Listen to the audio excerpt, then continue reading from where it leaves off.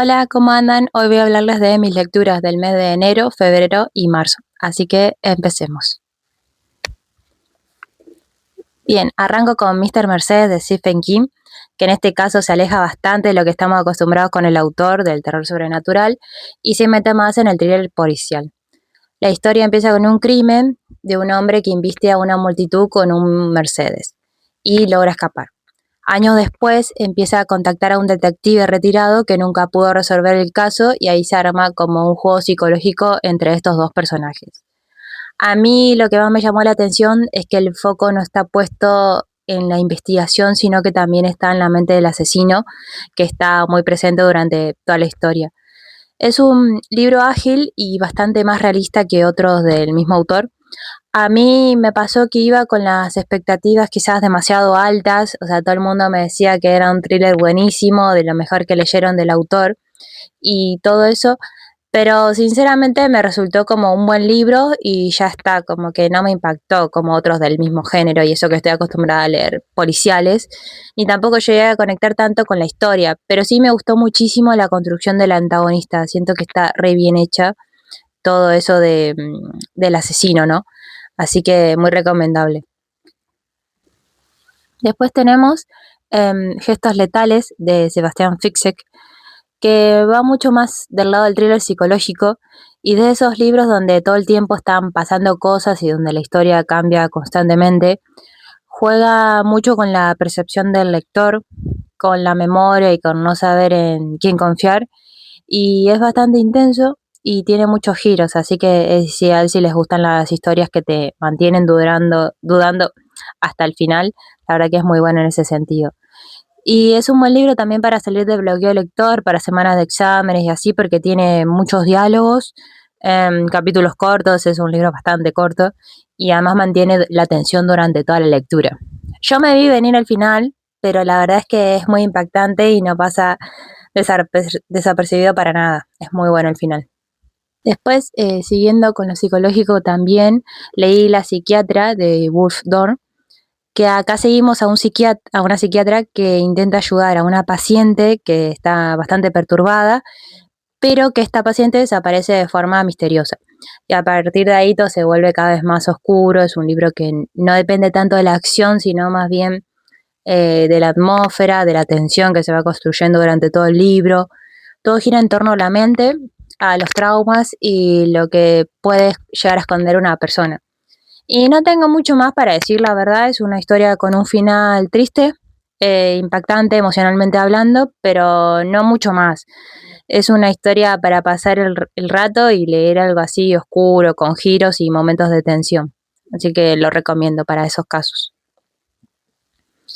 Después leí Inocencia Trágica de Agatha Christie, mi autora favorita, que es un poco distinto a lo que uno espera de ella. La historia parte de un caso que fue resuelto, pero aparece una nueva prueba que podría haber cambiado todo, solo que llega muy tarde. Entonces no es solamente un misterio, sino también una reflexión sobre las consecuencias y sobre qué pasa cuando la verdad no alcanza a tiempo, ¿no? Es más tranquilo, más introspectivo incluso, porque, bueno, eso lo hace también más interesante, ¿no? Pero me gustó para pasar el rato, salvo que no es de mis favoritos de ella. Sí me gustó la dinámica familiar y la resolución, que no la veía venir para nada. Así que está bien, está bien. Bien, también leí Balada de pájaros, cantores y serpientes, que sería la precuela de Los Juegos del Hambre. Acá seguimos a Snow, el villano, mucho antes de convertirse en el personaje que conocemos. Y creo que lo más interesante es poder ver cómo se va formando su personalidad, sus decisiones y su relación con el poder, ¿no? Solo que no es una historia más dentro de la saga, sino que suma bastante al universo y te hace replantearte todo el personaje que ya conocíamos. Este fue un libro un poco decepcionante para mí, ya que por momentos se me hizo bastante lento y repetitivo, pero sí me gustó muchísimo el personaje de Lucy Gray y las últimas 100 páginas de la historia pienso que le dan un buen cierre, pero igualmente no sé, como que me faltó más desarrollo de Panem y de los Juegos del Hambre, como que se me quedó a medias así, Pero a mí me encantan en los libros, me encantan los villanos, los antagonistas, me encanta la construcción que tienen. Y la verdad que en ese sentido le dio una buena descripción a este personaje que ya conocemos, así que está bien, pero sí se me hizo bastante largo, bastante más pesado. También es cierto que es un libro más introvertido, que no tiene tanta acción como los Juegos del Hambre que ya conocemos de la saga y de la trilogía principal, no, no es lo mismo. Pero aún así está bien, a mí me gustó. Bien, y volviendo a Stephen King, me leí La Niebla, que es una historia corta, pero que funciona muy bien. Todo empieza con una niebla que invade un pueblo, ocultando algo que no se sabe muy bien qué es. Y más allá de eso, lo interesante es ver cómo reaccionan las personas frente al encierro y al miedo. Hay una tensión constante y una crítica bastante fuerte a la conducta humana en situaciones límites, así que está muy bueno, salvo por el final que es muchísimo mejor el de la película, el de la adaptación que hicieron en el 2007 me parece. Y esta versión en español tiene otras dos historias que se llama El mono y El atajo de la señora Todd, que valen la pena leer, pero a mí no me gustaron. Ni sé si los recomendaría, pero la verdad es que el de la niebla sí está muy bueno, es cortito, se puede leer en un día o dos. Y es muy, ya les digo, tiene este ambiente muy de tensión y tiene escenas bastante explícitas de violencia y de lo que es capaz de hacer el ser humano en una situación así de encierro. Así que la verdad es que muy recomendado.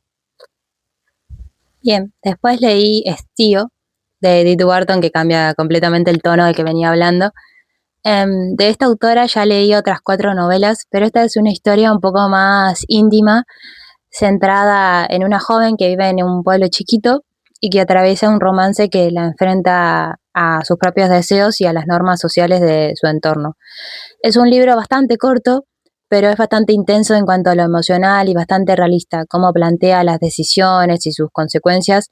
La verdad que en ese sentido estaba muy bien escrito. Y la historia se va construyendo muy de a poco. Al principio puede resultar pesado, pero a medida que avanza se va poniendo cada vez más dramático, sobre todo por el pasado de la protagonista, que es bastante triste. Y, y bueno, la autora siempre me sorprende o con sus finales, siempre es bastante impactante en ese sentido.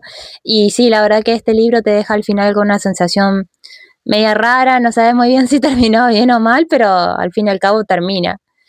Y es una muy buena lectura, yo la recomiendo muchísimo. A esta novela y todas las que puedan leer de la autora, la verdad es que la recomiendo mucho. Bien, y por último, el que seguro está entre mis favoritos del año es El Resplandor, que es uno de los clásicos de Stephen King. Muy bueno.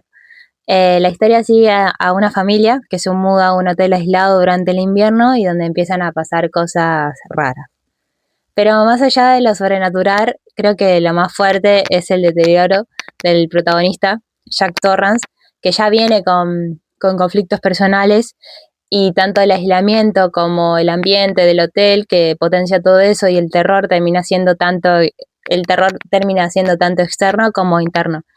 Y es un libro increíble, está muy bien escrito, ya que empieza cuando contándote la vida de los protagonistas, su pasado, cómo es su vida, y ya después arranca todo el terror del hotel.